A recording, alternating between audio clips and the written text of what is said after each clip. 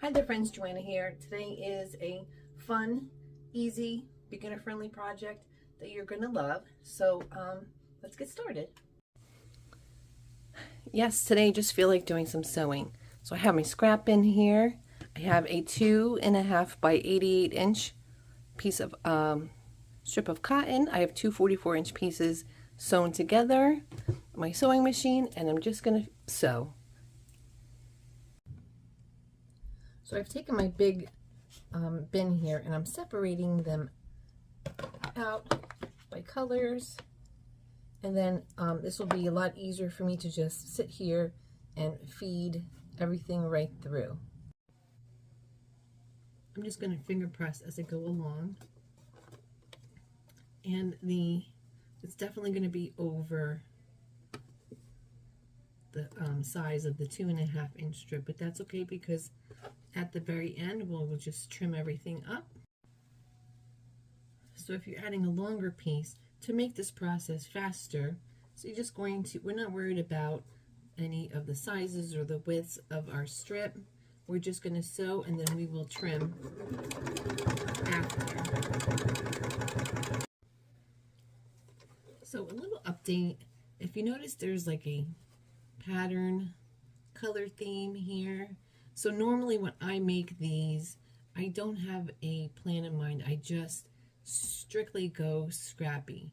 But I think I have a specific project in mind, and I wanted to have certain colors and fabrics and certain patterns to make this one particular project. So I'm going to keep plugging away. And they don't always have to be exact strips. You can also put, mixed pieces together and just add them onto your strip as well. It actually gives kind of a cute little accent to your scrap roll. You can also add HSTs to your strip also.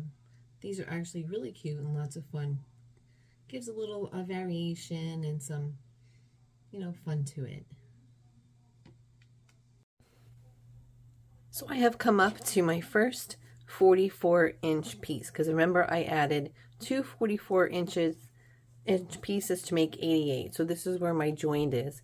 If you're making these strips, you want to make sure that your joint piece is on the top, so you have a nice flat even bottom piece here, and that's why I just kind of clipped it here to make a note that's where it is. So we have come a long way, and I am still working through adding much more. So I planned, even though this is an 88-inch, I've made 400-inch strips. So what I would love to do is just keep going and building onto this. So I am going to keep plugging away at this. So yes, these little trays here actually work out kind of nice, because for this roll, like I said, I wanted to have something, colors that are more softer, not too crazy, because we have scraps of all kinds. So these little trays kind of help keep this in check. You could do it by colors, by patterns, whatever, by size. So that's just a little helpful tip. So another thing I don't usually do is I have these 10 by 3.5-inch strips. You could use whatever color you want, so because no one's going to see the back, right, if you're quilting. So I have these strips, and I thought, well, I can keep better management of the colors and patterns for the smaller strips. Like you guys know that what I usually do is I take the long strips. I have the 88-inch one that I'm working on now, and that's very random and a lot of fun. And this is very random as well, except for, like I said, you can control more of the color patterns. All right, there, friends. So an update here. So we have my 88-inch scrap roll. I have a 25-inch scrap roll here. 5 10-inch long pieces, 220 and 225. So a total of 233 inches of scrap rolls. Not too bad. So a quick mention here, I let the size of my scraps dictate the width of my scrap roll, right? So these are 2.5 inches. These are 2 inches. This is 1.5 inches wide.